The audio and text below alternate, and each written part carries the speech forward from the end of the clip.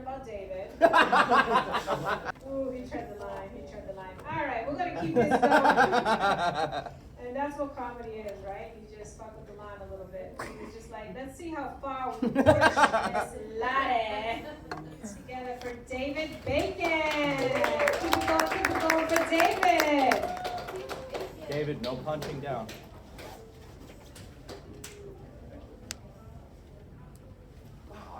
I like recognize you two and you, I think, from like 8 months ago, a year ago. I haven't been here in so long, but you freaking, like, I come in and you guys already had drinks on the table. You're that much of a regular, but you brought some friends. My daughter and my husband. Your daughter and your husband. And this guy is your, oh, you guys are swinger-like people. Or poly. How's that different? You don't. You're more selective than a swinger would be. Wow, that's awesome. I don't know what that is. Again, I'm not familiar with these terms you're using. Love. That's awesome. And yet your freaking hat thing says ho ho ho. That seems to be against it. No, because that, you got it, right? I know. There's a, in Brooklyn, New York, it says oi, and then from the other side it says yo, or something like that. Yeah. That's like true. You guys are all eating. I feel like I'm missing something. Oh, that's right. I know you're smart. You always come to get some food and stuff, right? Have you guys been coming the whole time? That's so awesome. This is my sort of fun night out on a it's Thursday. Yeah, it's sort of like nearing the end of the week things like that. Right, it's super smart. No, if I lived closer, I think I'd do the same thing because the food is really good. You know, the people are nice and stuff. Like, I don't even have to worry about the comedy. It's just you 5 people in the comics, you know? So I'm going to work on I'm going to do some jokes, though. Okay. Yeah, I know. I heard Haverhill is known for its high school being the inspiration for Archie comics. I don't know if you knew that. Yeah, the high school, because the artist guy who drew for Archie comics went to that high school, and then he used that same imagery for the Archie comic high school. Well, so, I'm not even from here, I'm giving you facts. Haverhill, also known for, God, I thought there was arms over there up in that V thing, because I can't see. I like looked over and I thought someone was like this. I was like, wow. But they were not at all interested. They had hands down. Very conversational. Archie Comic High School. Hannah Dustin. I know. Oh, you know Hannah Dustin. There's a statue of her down there. It's yeah, and then there's another one in New Hampshire. But Hannah Dustin's the one who she was taken away with her kids, then she went up and chopped off the Indian scalps and brought them back, and she survived. There's a statue for her here. What are you doing, David? I thought that fact would be. And then, it's really not. And then, also, presidential facts. So that was going to be the joke one. You were supposed to know the first two, then I would say, and then presidential facts, and you'd all be like, huh? What are you talking about? Because that's the joke part. Right. I hope so. Because I heard a lot of jokes about the presidents. I hope I was not led astray. George Washington walks into a bar. And he says, you're fat, oh, this is not punching down. This is all going to be, it's part of the thing, you'll get it. Remember, it's George Washington saying this. This is not me, this is a white guy like hundreds of years ago. He walks into a bar and he goes, you're fat, you're gay, and I don't like the Negroes. Little known fact, not only couldn't George tell a lie, but he just had to tell the truth. You know, because guys back then would, you know, today, I'm not saying today. This is... John Adams walks into a bar, and he says, stamps? I love me some stamps. Collect them myself. I'm no Humphrey Plowjogger. Humphrey Plowjogger? You're all familiar. That was Adams' pseudonym he used when he talked positively about the Stamp Act, but he wouldn't protest with Sam Adams about, we're in a bar. You know what, Sam? We know Sam. Perhaps you're more this St. Pauli's girl. Jefferson. You all know Thomas Jefferson, right? Okay. Yeah. Oh, there's people back there I'm supposed to care about, too. Thomas Jefferson walks into the bar with his vice president. Sees a bunch of band instruments. He turns to his VP and says, "Hey, let's hear some of that funk music you keep talking about." Right? Because Thomas Jefferson's vice president is George Clinton. You all know that. George Clinton, same name as the guy in charge of Parliament Funkadelic. Do you know? I thought Haverhill, maybe it was Haverhill, Virginia that knew. Maybe I'm confused. James Madison walks into a bar.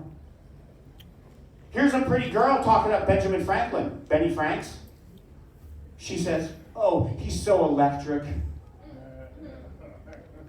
Oh, you like that? Okay. Madison can't take it.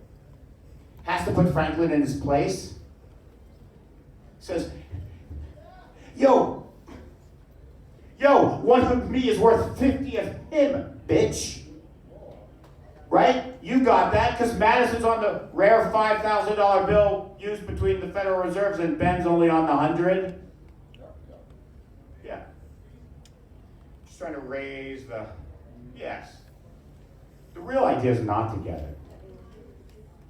I'm going in presidential order. I don't think I'm going to get to the 16th president.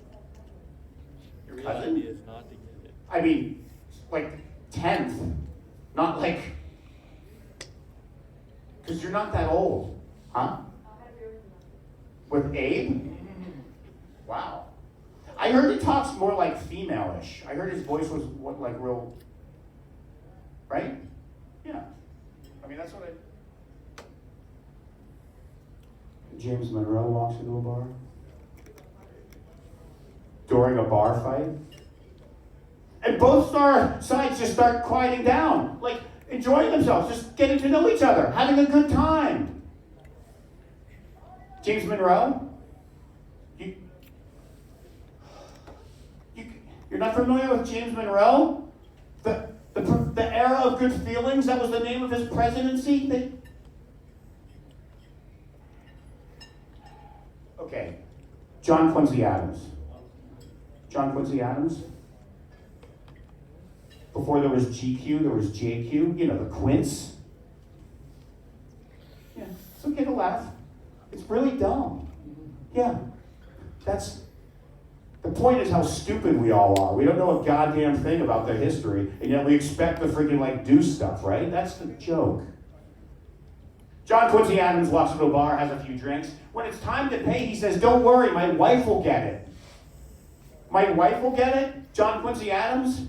Come on, you know the wife's dad promised a huge dowry and just didn't deliver on it, so obviously they wouldn't have the money to pay for the bar.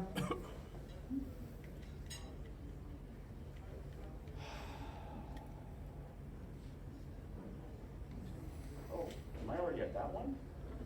Oh my God. You know, lately it's really been tough being a white guy. White guys used to own slaves. You could censor the ladies. Right after that pep talk. Those were the days. Thomas Jefferson had illegitimate children with his slaves, but even if I pay for dinner, I still can't touch a black girl's hair. I know, I can't believe it. Right? You know it. White guys, you used to own slaves. You could censor the ladies. I would say it, but I don't know if that's, you know, it would be rape. The ladies. Those were the days. No money? No problems. Back in the 1700s, you could sell your teeth. I got the light. You're all. Remember, there's a real show later. This is the open mic where we work on new things. We're just experimenting with stuff, trying stuff out. I don't even have to finish this joke. Yes, and drink up. Get, because you'll enjoy the show so much more. I'm not even going to finish that joke. That's where we riff on. AI, more like E-I-E-I-O. And on his farm he has a bubble, a very big Thank you very much. He's insane.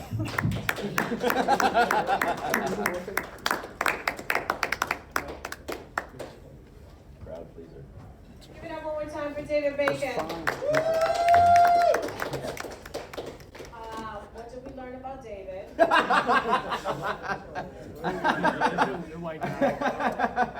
He's a history teacher. He does give history vibes, right?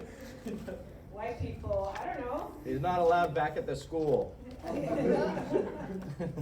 Ooh, he tread the line, All right, we're going to keep this going. And that's what comedy is, right? You just fuck with the line a little bit. It's just like, let's see how far we push MsLaddy. I'm surprised she didn't change the white people to brown people. All right, are we ready for our next comedian? That wouldn't make sense. All right, speaking of brown people, put your hands together for Victor. Wow. Hugo.